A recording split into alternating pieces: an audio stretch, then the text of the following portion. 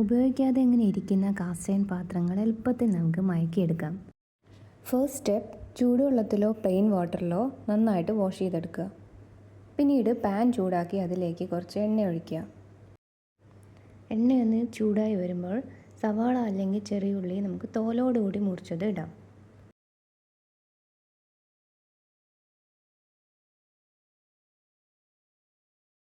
ഈ ഉള്ളി ഒരു 2-3 മിനിറ്റ് ലോ ഫ്ലെയിമിൽ കുക്ക് ചെയ്ത ശേഷം നമുക്ക് കൊപ്ര അല്ലെങ്കിൽ കൊട്ടത്തേങ്ങ ചേർക്കാം.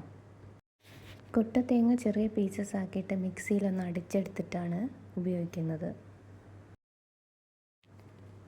നന്നായി മിക്സ് ചെയ്തിട്ട് ഈവൻലി സ്പ്രെഡ് ചെയ്ത് കൊടുത്ത ശേഷം ലോ ഫ്ലെയിമിൽ നന്നായിട്ട് സോട്ട് ചെയ്തെടുക്കണം.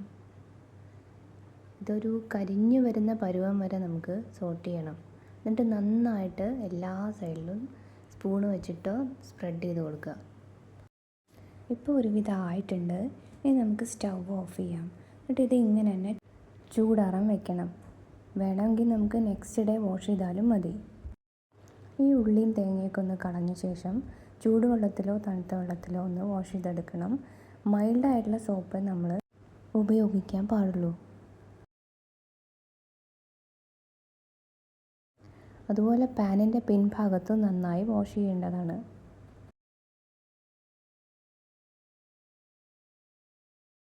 ഇനി ഈ വെള്ളം മുഴുവൻ നന്നായി തുടച്ചെടുക്കണം.